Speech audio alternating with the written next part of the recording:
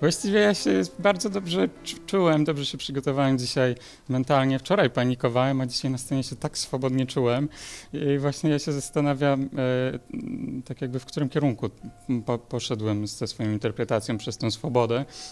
Mam wrażenie, że trochę było w tym improwizacji, trochę było w tym takiej nieokiełznanej brawury. I wydaje mi się, że stres czasem pozwala nam jednak trochę ograniczyć się w jakiś sposób. Ja właśnie grałem tak bez żadnych barier, stąd też wynikały na pewno te różne nietrafienia. Bardzo poniosła mnie muzyka, trzeba przyznać.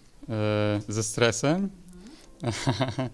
Mm, Śpię przed graniem. I ten sen wydaje mi się, że trochę tak zeruje te moje wszystkie myśli, no bo podczas, no ewentualnie pojawiają się czasem jakieś głupie sny, ale ta dżemka powoduje, że potem wstaję taki odprężony, a potem mam swoją taką rutynę przedkoncertową, w której staram się cały czas wykonywać te same rzeczy, tak samo rozgrzewać. Potem przed wyjściem na scenę zawsze skaczę, żeby trochę jakoś się pobudzić, żeby nie zasnąć na scenie. Właśnie, żeby to jakieś było od samego początku ekspresyjne. No i potem wybiegam na scenę i mam wrażenie, że to mi też daje pewną taką pewność, że staram się jakoś panować nad sytuacją, a nie żeby ta sytuacja panowała nade mną.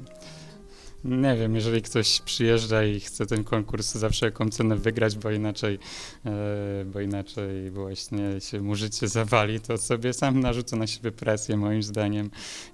Wydaje mi się, że podchodzę do tego wszystkiego z dystansem i dla mnie to jest taka zabawa. Staram się jak najlepiej przygotować, ale nie traktuję tego jako być albo nie być.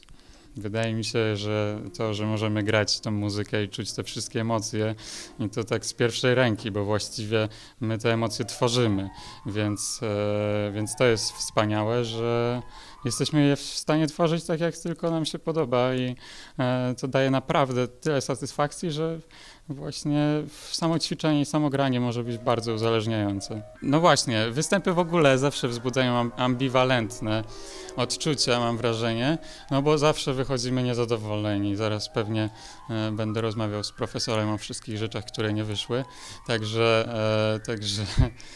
wydaje mi się, że zawsze są oczekiwania, żeby zagrać perfekcyjnie i się potem wyszukuje te wszystkie rzeczy, które nie wyszły. Cały czas jest to takie dążenie do doskonałości.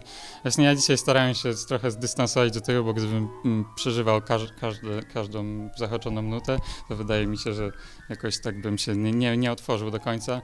Także w tym jest dużo emocji związanych właśnie z tym ciągłym niezadowoleniem, no bo nigdy nie zagramy, wydaje mi się, na 100%, chociaż czasem możemy być tak blisko, że w zasadzie to już wydaje się, że jest idealna gra.